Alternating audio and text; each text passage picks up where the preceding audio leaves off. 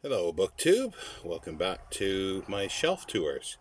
This is shelf tour 30, and it's going to comprise of Mary Shelley slash Frankenstein slash The Year Without Summer. And it's just one shelf. Half of it's taken up by various copies of Frankenstein. And I thought I'd do this now. The internet has come back on, and I'll get a few shelf tours recorded to be scheduled to go up. So here starts Frankenstein. Here is, like I had for Dracula. This is Leslie S. Klinger's the new annotated Frankenstein by Mary Shelley, with a forward and notes by Leslie L. Klinger, an introduction by Guillermo del Toro, and afterward by Anne K. Mellor. This was published by W.W. Norton or Liverite Corporation. It's part of division of Norton, and it's got a nice title page on it and frontispiece. This was published in 2017, and the frontispiece is from the 1831 edition of Frankenstein. I'm not sure which edition they're using in this.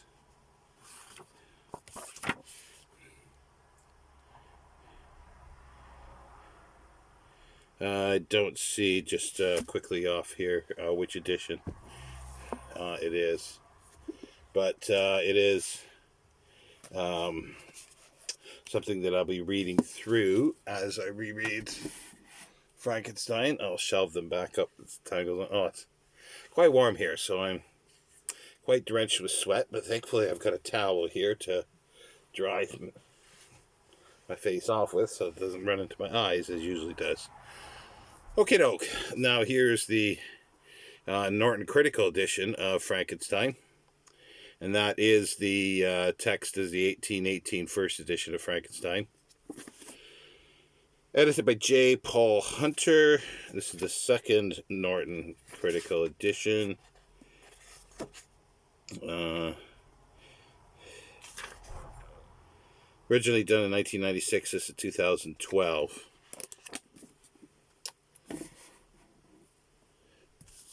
And this was quite nice. I stumbled upon this I think it was around the same time when I was finding the other Dracula ones. It's sort of, once you start looking for one thing, you sort of go into a mini rabbit hole and other things pop up that you weren't expecting. And this was one of them. This is the original Frankenstein, Mary Shelley with Percy Shelley. It's edited by Charles E. Robinson. And it includes the one for the corrections with Percy Shelley, Mary Shelley's copy, manuscript copy. Let's see here. Yeah, I'll just read the flap here. That'll probably be the easiest. In the summer of 1816, Mary Wollstonecraft Godwin, then 18 years old, began to write the novel Frankenstein after she and her lover Percy B. Shelley took part in a ghost story competition at Lord Byron's villa by Lake Geneva. Over the next 9 months, a period which saw their return to England in autumn 1816 and subsequent marriage, she with Percy drafted the entire novel in a form materially different from the two standard editions of 1818 and 1831, which were based on a later fair copy. Until now, no one has been able to read what Mary Shelley herself initially wrote in this original draft of the novel. Going back to the unique draft manuscript of the text held in the Bodleian Library, Charles E. Robinson has teased out Percy Shelley's amendments, isolating them from the story in Mary Shelley's hand.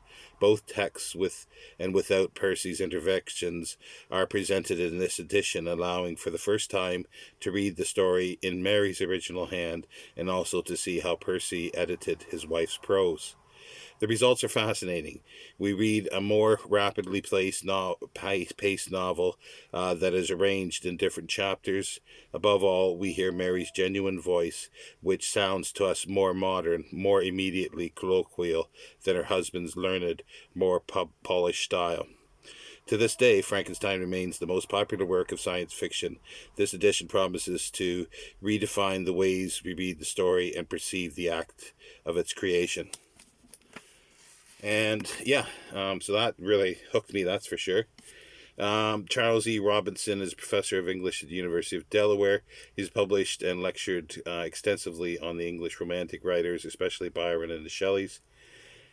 His books include Mary Shelley Collected Tales and Stories, The Mary Shelley Reader, Mary Shelley's Proserpine and Midas, and The Frankenstein Notebooks, 1996. Now, this was put out, published by the Bodleian Library in 2000. Trying to see a date here. It must be 2008. Now, I think it was him that also edited. There's a number of volumes of letters, diaries of Mary Shelley and her half sister Claremont, and just a whole slew of stuff that seem to be really, really interesting, but they are a little on the pricey side. So I'm always on the lookout for them, but I don't look all the time. Here's a Vintage Classics hardcover, just because it's a hardcover and it's quite nice. I like it's the 200th anniversary edition. It is 2018. It's got a preface, very short preface.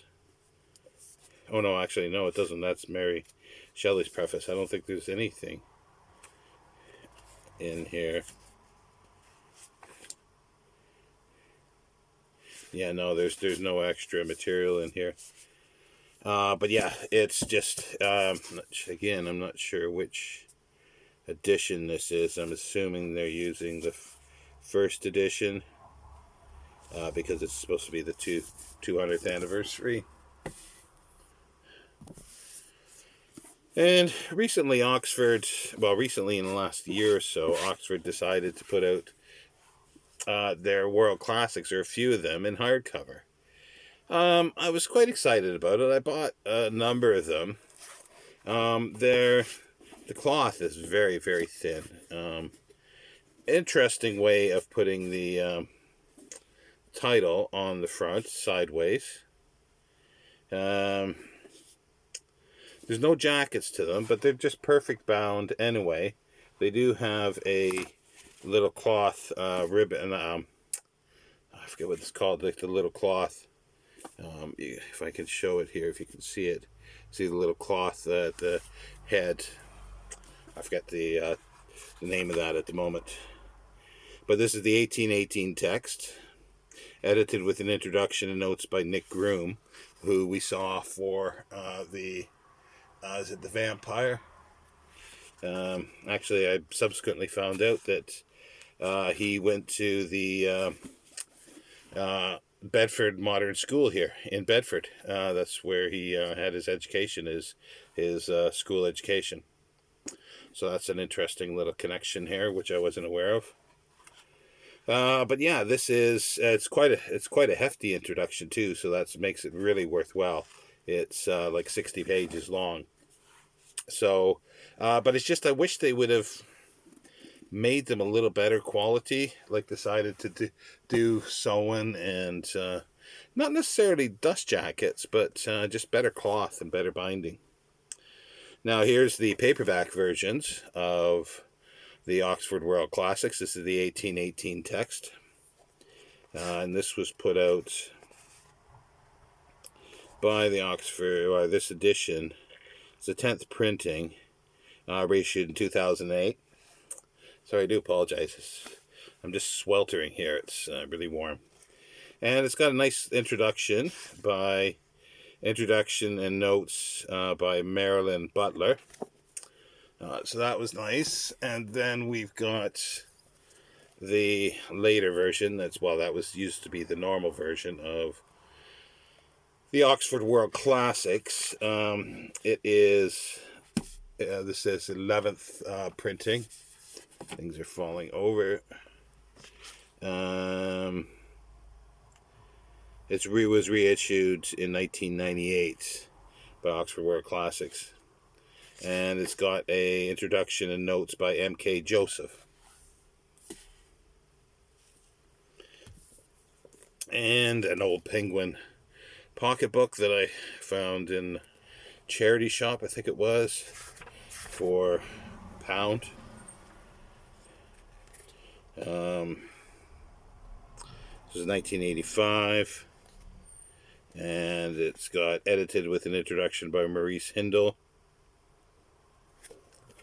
And so it's a nice little pocket one. Not pocket, but mass market, I should say.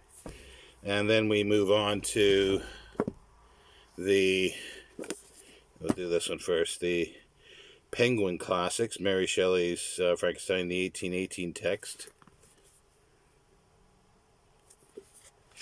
And that was put out in 2018, actually.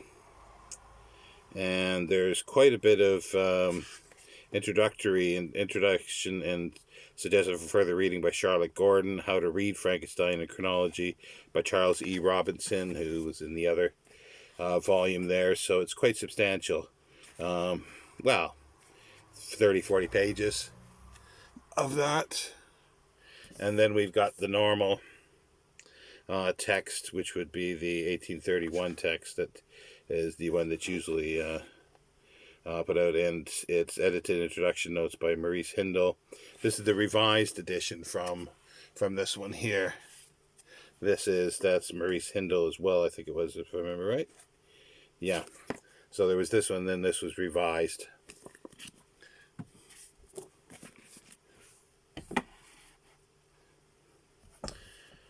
And there was a set.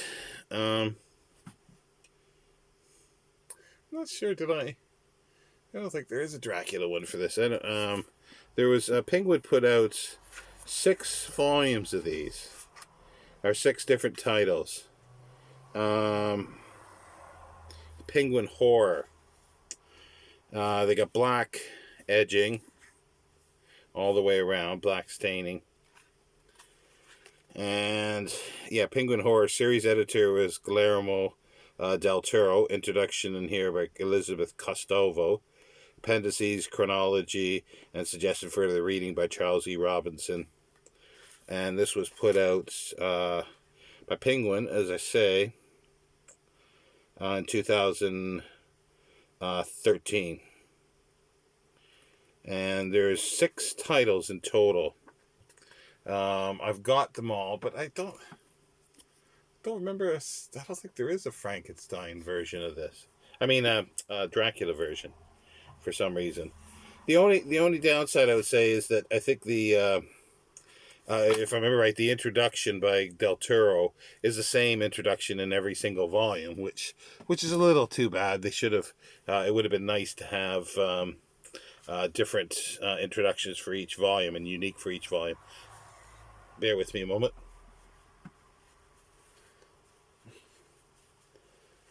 Get rid of the sweat. And then here we go. A nice Penguin. It's not the Penguin. This is Penguin Originals series they did. It's not the Penguin Deluxe. Don't have the Penguin Deluxe. I'm assuming they did one. I'll have to look that up. So, Penguin Originals. Trying to look for a date here. 2018. And there was a whole bunch of them. They had really neat covers. And so that's one of the reasons why I bought this one. It does have a bit of an introduction by Hafia El Mansour. Very short one.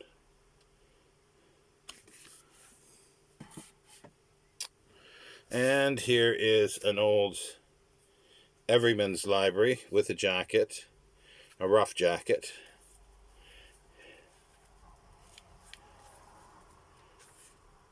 It's originally done was 1912, but this is a third printing in 1927 of the Everymans. So that makes, because I don't think I had that when I went through one other time, so that makes 1, 2, 3, 4, 5, 6, 7, 10, 11, 12, 13, 14 versions of Frankenstein. So let's move on to more critical material. Mary Shelley chronology. This is Palgrave. They've done a whole series of chronologies. I picked this up very cheap as a remainder. It just goes through year by year what she was doing with dates. It's very simple, but very expensive. There's many. They've done a whole series. There's 20 or more of these by Palgrave. This is Martin Garnett, published in 2002. So yeah, this is the chronology. Here's two reader's guides. Well, no, this is a reader's guide by Continuum. It's got no dust jacket. I don't know if it ever actually did. Again, this is something I picked up as a remainder by Graham Allen, published 2008. It's got like notes on the sources, language form, reading Frankenstein, critical receptions, composition and publishing history, adaptation, interpretation, influence, and then further reading. It's quite short, but again, one of these things that publishers that are quite expensive. And here's another Continuum. It's just a collection of essays. It's entitled Frankenstein Character Studies, David Higgins. That was 2008 as well, by Continuum. And it's got an overview of Frankenstein, Walton the Explorer, Frankenstein the Scientist, constructing a self, the creature's narrative, and then a conclusion, and characterization in the 1831 edition, notes, further reading, bibliography, and so forth.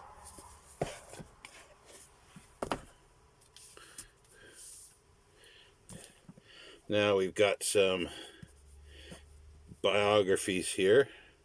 Got to clean off sticker there. It's been partially cleaned off, and then one off the back here as well. This is Little Brown and Company, 2005 by Lyndall Gordon. And it's a biography. Not read it. This was given to me. Yes, because the person who gave it to me thought they were buying a different. They bought the UK version when they already had this, or vice versa. So I got one of them, which is perfectly fine. Getting out of reach there. Mary Shelley, Miranda Seymour, by John Murray, publisher. This was published in 2000. It's quite substantial. It's 600 pages. It's very heavy, actually. It's coated paper. And we've got a dual biography.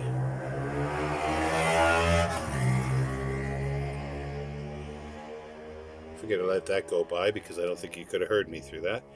Dual biography of Mary Wollstonecraft and Mary Shelley, called Romantic Outlaws, The Extraordinary Lives of Mary Wollstonecraft and her daughter Mary Shelley, by Charlotte Gordon. This is the American edition, 2015, by Random House. Again, I've not read that. This is a little one. I wasn't expecting it to be paperback. When I ordered it, it said hardcover, but they said they were out. So I think I got it for free instead. or they made a mistake and there is no hardcover. I can't remember which now, but it's by Berlin. The man who it's Raising the Dead, the men who created Frankenstein, and it's just talking about resurrectionists and so forth. So it looks quite interesting. Again, this was just bought on spec to add to everything. Okay, and this is sort of very similar. Unnatural. The Heretical Idea of Making People by Philip Ball. It's the bodily head, and 2011. And the flap here says, the question has been asked for many centuries and has produced recipes ranging from the homunculus of the medieval alchemists and the clay golem of Jewish legend to Frankenstein's monster and the mass-produced test tube babies in Brave New World. All these efforts to create artificial people are more or less fanciful, but they have taken deep root in Western culture. They all express fears about the allegedly treacherous Faustian nature of technology, and they all question whether any artificial created person can be truly human. Legends of people making are tainted by suspicions of impiety and hubris, and they are regarded as the ultimate unnatural act, a moral judgment that has its origin in religious thought. In this fascinating, highly topical study, Philip Ball delves beneath the surface of the cultural history of anthropia or the creation of artificial people to create what it tells us about our views on life, humanity, creativity, and technology and the soul. From the legendary inventor Daedalus to Goethe's tragic Faust, from the automata-making machines of E.T.A. Hoffmann to Mary Shelley's Victor Frankenstein, the old tales and myths are alive and well, subtly manipulating the current debates about assisted conception, embryo research, and human cloning, which have at least made a fantasy of making people into some kind of reality. So that looks quite interesting. I can barely read that with sweat running into my eyes. Oh, here we go. Now this is for sort of the year without summer, 1816. This is a big history by Paul Johnson, The Birth of the Modern. It's World Society 1815 to 1830. And it talks about the summer of 1860 as well as many other things. So this is part of this collection at the moment anyway. Guess I should tell you a little more about it. Weidenfeld and Nicholson, 1991. And it runs in at over 1,000 pages. And it just says here, The Birth of the Modern is a new kind of historical work, an examination of the way the matrix of the modern world was formed. Paul Johnson, one of today's most popular historians, takes 15 critical years and subjects them to a fascinating, detailed examination. Their geopolitics and politics, their cultural and intellectual life, their technological economics and science. He investigates every area of life in every corner of the world, and he makes of this huge variety of elements a coherent narrative, and through the lives and actual words of the ages, people outstanding and ordinary, so the reader feels he was there. So he is a popular historian, and it says it's detailed well. Worldwide detailed, well, even 1,000 pages may not be too detailed, but it's interesting how his views, like how he pulls stuff together in this and makes does make a narrative, which is quite interesting. A few more books to go. Charles Rosen, Romantic Poets, Critics, and Other Madmen. This is Harvard University Press, Charles Rosen, published 1998. And it's basically, few can match Charles Rosen's cultivation and discernment, whether as pianist, music historian, or critic. Here he gives us a performance of literary criticism as high art, a critical conjuring of the Romantic period by some of its central texts. So, yeah. It's just talk about the Romantics, and it'll be talking about Shelley and Byron and so forth. So it lives here. Byron and the Shelleys, a story of their friendship. I like the cover, but it's not the reason why I bought it. It was because it was about them. It is a story of their friendship. Jane Blomberg. It's a Juliet Gardner book, Collins and Brown, 1992. And 1816 was the year without summer, when a series of volcanic eruptions blotted out the sun over Europe. It was also the season when a momentous friendship was formed. So that's about their friendship in 1816, so that fits in there. And the year without summer, 1816 itself. And the volcano that darkened the world and changed history. William K. Kinningham and Nicholas P. Kinningham. It's St. Mark's Press, 2013.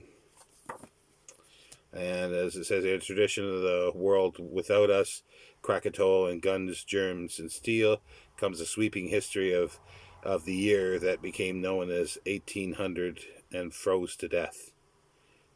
As a result of the volcano eruption in Indonesia in 1815, weather patterns were disrupted worldwide for months, producing excessive rain, frost, and snowfall across much of the northeastern United States, Canada, and Europe in the summer of 1816. So it's just talking about that, but also it's, I think, relevant to Mary Shelley and writing of Frankenstein and Byron and so forth, and the vampire John Paul Lodore. And here's a book just on Byron in Geneva, the summer of 1816. It's very thin. It's not that big. It is Liverpool University Press by David Ellis, and that was published in 2011.